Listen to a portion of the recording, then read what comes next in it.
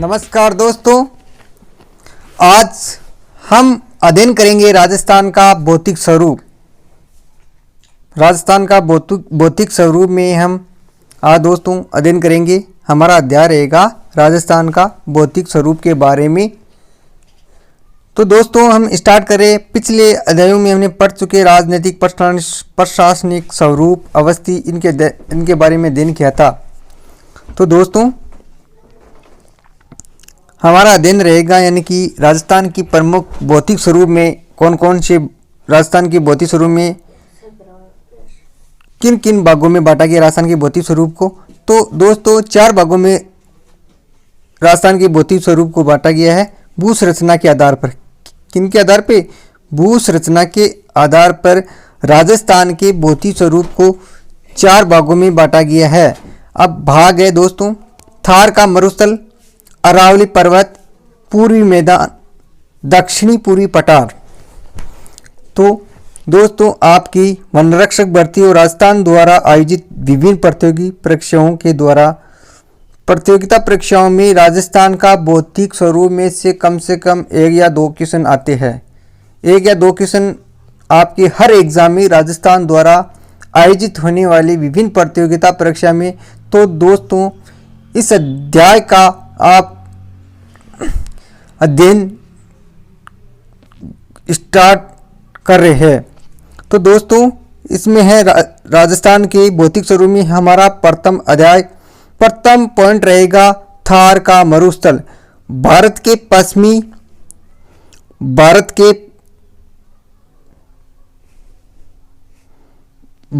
पश्चिमी से लेकर मध्य राजस्थान अरावली राजस्थान के पश्चिमी विशाल थार का मरुस्थल स्थित है। यानी कि कौन सी दिशा में हमारे थार का मरुस्थल स्थित है? तो पश्चिमी भाग का जो विशाल है वो विशाल थार मरुस्थल है। पश्चिमी भागों में इनकी जिलों की संख्या आती है दोस्तों 12 जिलों में, और इनका क्षेत्रफल याद रखना 61% आता है।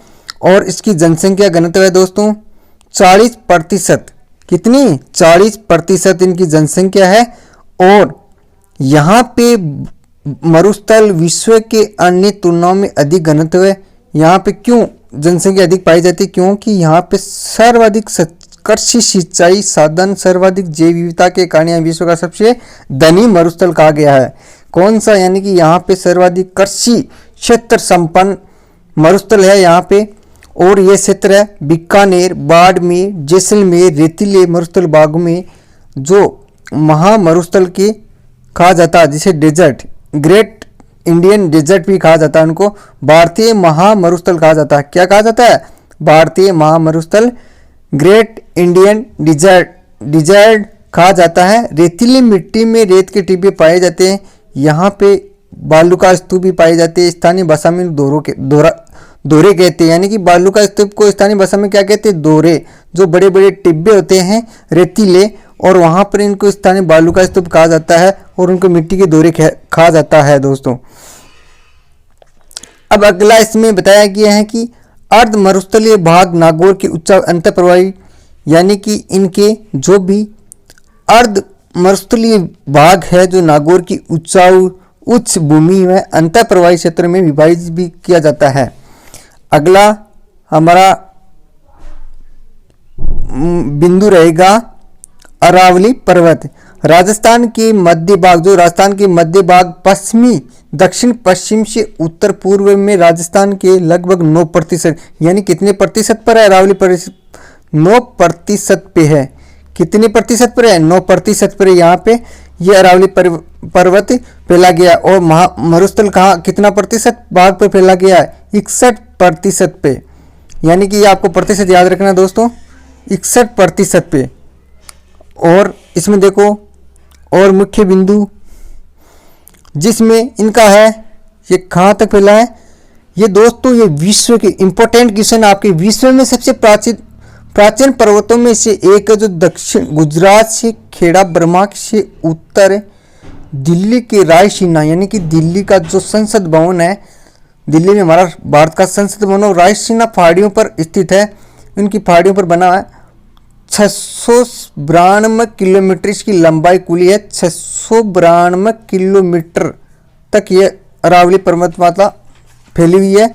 और राजस्थान के दो अरावली पर्वतमाला राजस्थान को दो भागों में विभाजित करती है। हर लगभग 2-3 कंपटीशन एग्जाम में ये क्वेश्चन भी आ रखा है, सेकंड ग्रेड, फर्स्ट ग्रेड में, और हमारे जो राजस्थान पुलिस एग्जाम इनमें यह क्वेश्चन आ रखा है कि पर्वतमाला को कितने भागों में विभाजित किया, 2 में। पूर्वी राजस्थान व पश्चिमी राजस्थान, पूर्वी और पश्चिमी पर्वतमाला राजस्थान का उच्च भूमि है। यहाँ पे देखो दोस्तों, मरुस्थल के पूर्व में प्रसारित रोक सकती है पर्वतमाला अधिकांश में। यहाँ पे वनस्पति, वन्य जीव, जड़ी बूटियां पाई जाती है। अरावली पर्वतमाला मानसून को रोककर दक्षिण पूर्व में जो वर्षा करती है, यानी कि जो उनसे रोककर जो मानसून आता है दक्षिणी राजस्थान में वर्षा करती है। अरावली राजस्थान की जीवन रेखा कहा जाता है। जीवन रेखा किनको कहा जाता है, यानी दक्षिण पूर्व में जो वर्षा होती है उनको, इन्हीं कारण से अरावली पर्वतमाला। और इसकी देखो ऊंची पर्वतमाला चोटियों में आपसे क्वेश्चन पूछ ले कि सबसे छोटी अरावली पर्वतमाला की चोटी है गुरु शिखर, जो किस जिले में स्थित है, अरावली पर्वतमाला है सिरोही जिले में, माउंट आबू में। इनकी लंबाई है 1722 है। कितनी है, 1722 मीटर है दोस्तों। और आपके इंपोर्टेंट क्वेश्चन है ये क्वेश्चन आ रखा है कंपटीशन एग्जाम में। अब देखो इनको आप मानचित्र के माध्यम से भी समझ सकते हो, यानी कि 4 भागों में बांटा गया है। तो 4 भागों में बांटा गया है। गग्गर का मैदान, यहाँ पे गग्गर का मैदान है जो ऊपरी गंगानगर हनुमानगढ़ क्षेत्र आता है। बालू का स्तूप जो जैसलमेर, बाड़मेर, कुछ मरुस्थलीय आता है। ये दक्षिण का अरावली पर्वतमाला है। और यहाँ पे माही नदी, चंबल यहाँ जो भी है प्रमुख है, जो अरावली क्षेत्र से गुजरा। उत्तरी अरावली जो रायसेन, अलवर, भरतपुर से गुजरता है। जयपुर ये दक्षिण का है, जिसकी लंबाई कितनी बताई गई है, 692। अरावली 2 भागों में बटा के 692 वर्ग किलोमीटर बताई गई है। इस मानचित्र के माध्यम देखिए आप। अब अगला दोस्तों पॉइंट है हमारा पूर्वी मैदान। पूर्वी मैदान में देखो दोस्तों, पूर्वी राजस्थान की पूर्वी मैदान चंबल है, बनास, बाणगंगा, उनकी सहायक नदियां द्वारा निर्मित गंगा के मैदान के प्रभाव में दक्षिणी भाग जो राज्य के लगभग 23%, यानी पूर्वी भाग कितने प्रतिशत है, 23%। ठीक है। और हमारा मरुस्थल था 61% था। और पूर्वी पट्टा अरावली पर्वत था 9% पे, और ये 23% पर फैला गया है। इसमें कोटा, धौलपुर जिले हैं जो इससे नाली अपरदन के कारण उबड़ खाबड़ हो जाती है। भीड़ या डोग उत्पाद क्षेत्र के नाम से भी जाना राजस्थान के सबसे उपजाऊ भी है और सर्वाधिक घनत्व वाला क्षेत्र भी है। यहाँ पे सर्वाधिक घनत्व भी पाया जाता है। कितना प्रतिशत, 40%। राजस्थान के दक्षिण भाग में बांसवाड़ा है, प्रतापगढ़ है, उनकी सहायक नदियां द्वारा और 56 गाँव के समूह को 56 नदियों द्वारा इसमें 56 का मैदान भी कहा जाता है। 56 नदियां व नालों से निर्मित होने के कारण उसको 56 का मैदान भी कहा जाता है दोस्तों। यानी कि पूर्वी मैदानों में ये क्षेत्र पाया जाता है। और दक्षिणी पूर्वी पठार अगला चौथा पॉइंट रहेगा हमारा दोस्तों। दक्षिणी पूर्वी पठार राजस्थान में दक्षिणी पूर्वी प्राचीन काल में हाड़ा वंशीय शासकों का, यानी कि हाड़ा वंश का, किसका शासक था, हाड़ा वंश का शासक था। और इसी कारण से हाड़ौती पठार है। इसमें राजस्थान के लगभग कितने प्रतिशत, 7% भाग में। आपको प्रतिशत याद रखना है। और यहाँ पे मिट्टी लावा निर्मित होती है और जो उपजाऊ मिट्टी होने के कारण यहाँ देखो अब क्षेत्र में अन्य पठारों में सिरोही, उड़िया का पठार, आबू, उदयपुर, राजकुमार, बोराट का पठार और मेसा का पठार, चित्तौड़गढ़, भीलवाड़ा जिले में ऊपरमाल, उदयपुर व प्रतापगढ़ जिले के लसाड़िया का पठार, ये प्रमुख पठार है जो राजस्थान के जो भी पठार है। तो दोस्तों इनको याद रखना है कि मेसा का पठार कहाँ है, बोराट का पठार कहाँ है। तो आपको ये क्वेश्चन आ सकता है, इंपॉर्टेंट क्वेश्चन है आपके एग्जाम की दृष्टि से। अगला जलवायु व ऋतु। अब देखो राजस्थान की जलवायु व ऋतुओं को कितने भागों में बांटा गया। राजस्थान की जलवायु किस पर है, मानसून को स्पर्श करती है। जलवायु मानसून जो अक्षांशीय और भारतीय उपमहाद्वीप में समुद्र की अरावली विस्तार होने के एकमात्र प्रदेश है, यानी कि इनके कारण में विस्तार से फैला है और एकमात्र राज्य भी है। और इनको 5 प्रकार की जलवायु की परिस्थितियां उपलब्ध है। जो राजस्थान पुलिस एग्जाम में आया हुआ है क्वेश्चन है कि जलवायु को कितनी भागों में बांटा गया है, तो इनको 5 भागों में बांटा गया है। अभी एग्जाम हुआ था अक्टूबर में, तब ये एग्जाम में क्वेश्चन आया कि भारतीय जलवायु को कितने भागों में बांटा गया है। तो आपको इम्पोर्टेंट क्वेश्चन है और 61% भाग पे है। और राज्य में अगला देखो, यहाँ पे भौतिक प्रदेशों का नाम लिखना, कितने 4 भागों में बांटा गया, जिले आने वाले, इनको आपको सारणी से समझाना है दोस्तों। ये भी दे रखा, भी हमने अध्ययन किया था। अगला हमारा पॉइंट है जिसमें अरावली। अब देखो दोस्तों, अरावली दक्षिण राजस्थान के उत्तरी पूर्वी आर्द्र जलवायु सवाई माधोपुर से लेकर उदयपुर में आर्द्र जलवायु के कारण बांसवाड़ा दक्षिणी पूर्वी झालावाड़ जिले में अति आर्द्र पाई जाती है। वर्षा होती है कितनी प्रतिशत, वर्षा पूछ ले, वर्षा का प्रतिशत पूछ ले, 100% सेमी होती है। और राजस्थान में अन्य प्रदेशों की तुलना में अधिक शुष्क है, यानी अन्य प्रदेशों की तुलना में अधिक शुष्क है। और दोस्तों इनको देखो, औसत वार्षिक वर्षा के बारे में ये मानचित्र के माध्यम से, यानी कि सर्वाधिक कितने 100%, सर्वाधिक राजस्थान में वर्षा वाला जिला पूछ ले तो झालावाड़। कहाँ पे होती है, झालावाड़ जिले में, और स्थान माउंट आबू में। तो ये आपको क्वेश्चन आ सकता है दोस्तों एग्जाम में। अगला देखो इनके बारे में देखो, राजस्थान में 3 ऋतु पाई जाती है। ऋतुओं के बारे में प्रकार पूछे तो प्रमुख ऋतु है दोस्तों 3, ग्रीष्म ऋतु मार्च जून में, वर्षा ऋतु जुलाई सितंबर में, और शीत ऋतु अक्टूबर फरवरी जो वर्तमान में चल रही है। तो ग्रीष्म ऋतु के बारे में हम अध्ययन करें तो ग्रीष्म ऋतु के बारे में दोस्तों यहाँ की तापमान रहता है इनका 30 से 40 डिग्री होता है। अब देखो ग्रीष्म ऋतु के बारे में बाड़मेर, जैसलमेर, बीकानेर, जोधपुर, गंगानगर, चूरू 40 से 45 डिग्री सेल्सियस रहता है। रेतीले होने के कारण अत्यधिक गर्मी होती है, यहाँ पे जल्दी ठंडी होती है और तापमान बढ़ जाता है। दैनिक तापांतर भी होता है। और माउंट आबू में सर्वाधिक ठंडा स्थान, यानी कि सर्वाधिक ठंडा स्थान पूछ ले तो माउंट आबू में सर्वाधिक ठंडा स्थान है माउंट आबू।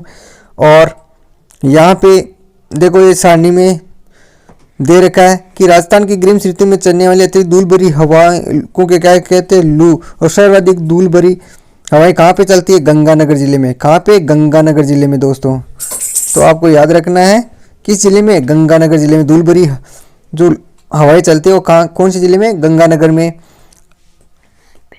अगला वर्षा ऋतु, राजस्थान में वर्षा 90 से 95% की वर्षा पाई जाती है। मानसूनी बंगाल की खाड़ी, मानसून में अधिकांश से वर्षा होती है।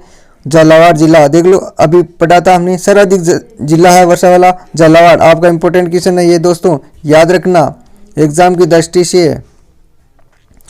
यानी कि सर्वाधिक वर्षा किस जिले में होती है, झालावाड़ जिले में। सर्वाधिक आर्द्र जिला माना गया है।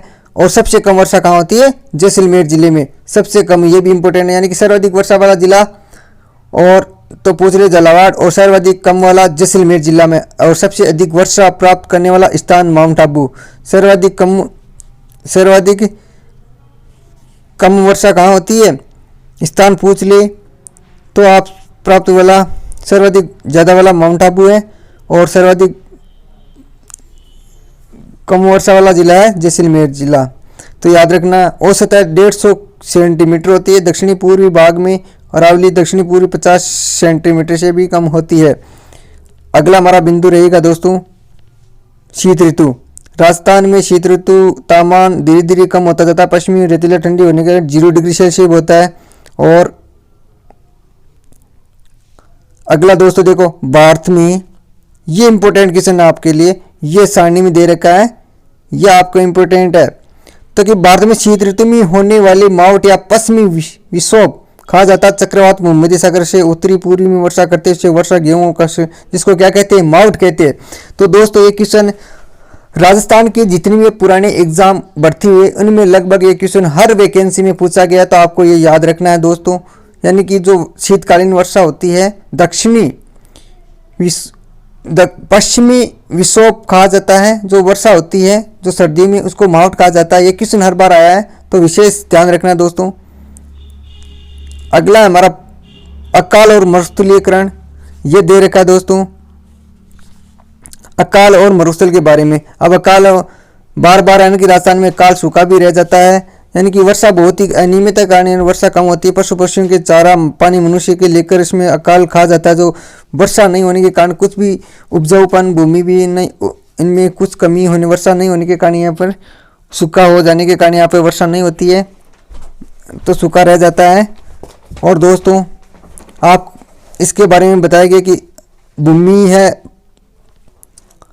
बंजर रेतीली मिट्टियां परिवर्तन होने के कारण मरुस्थलीय कहा जाता है। अब मरुस्थल क्षेत्र की डेफिनेशन दे रखी है यहाँ पर, देखो परिभाषा, भौतिक दिशा में मानवीय कार्यों पर उपजाऊ भूमि बंजर व रेतीली मिट्टी में परिवर्तन हो जाती है, उस क्रिया को मरुस्थलीयकरण कहते हैं। पश्चिमी भाग में लगातार मरुस्थलीय विस्तार होता है, वृक्षारोपण द्वारा कम करने का प्रयास किया जा रहा है। सरकार द्वारा विभिन्न परियोजनाएं चलाई जा रही है, यानी कि मरुस्थलीकरण व काल को रोकने के लिए चलाई जा रही है योजनाएं। तो दोस्तों अब शब्दावली दे रखी है यहाँ पे। शब्दावली, बंजर किसको कहते हैं? जो यहाँ पर कुछ भी भूमि की अनुपजाऊ रहती है उनको कहते हैं बंजर। बीड़ क्षेत्र क्या? नदी के जल के कटाव के कारण उबड़ खाबड़ भूमि को क्या कहते हैं? बीड़ कहते हैं। जो कोटा झालावाड़ क्षेत्र रहता है,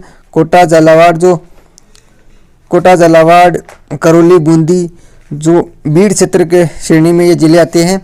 और देखो समवर्षा, मानचित्र पर समान वर्षा वाले स्थान को जोड़ने वाले को काल्पनिक रेखाओं को समवर्षा कहते हैं। मानसूनी हवाई ऋतु के अनुसार बदलने वाली जलपावन अपर्दन किसे कहते हैं? जल अपर्दन द्वारा कटाव को क्या कहते हैं? जल अपर्दन कहते हैं दोस्तों।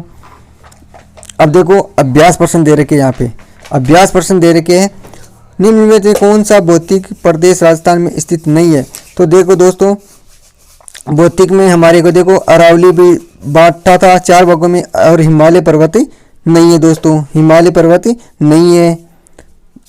और दोस्तों हिमालय पर्वत, अरावली पर्वतमाला की सबसे ऊंची चोटी कौन सी है? गुरु शिखर। कौन से दोस्तों? गुरु शिखर, जिसकी 1722 मीटर हमने पढ़ा था अभी। चंबल नदी के आसपास का क्षेत्र क्या है? अत्यधिक उबड़ खाबड़ हो गया। ये देखो आपके रिक्त स्थान वाले क्वेश्चन दे रखे। तो दोस्तों माउंट के बारे में भी अध्ययन किया था। माउंट पश्चिमी विक्षोभ के कारण होने वाली वर्षा जो मरुस्थलीय भागों में राजस्थान में कौन से प्रति सूखे के समान रहता है, ये प्रमुख कारण दे रखे। तो दोस्तों आपको ऑब्जेक्टिव टाइप भी अभ्यास प्रश्न भी करना है। तो दोस्तों अगर आपको ये वीडियो अच्छा लगा तो आप ज़्यादा से ज़्यादा शेयर कीजिए और कमेंट कीजिए दोस्तों। और आने वाला वीडियो आप बेल आइकन को दबाइए, आने वाली वीडियो आपका नोटिफिकेशन मिलता रहे। और दोस्तों आपका सहयोग हमारे साथ बना रहे। धन्यवाद।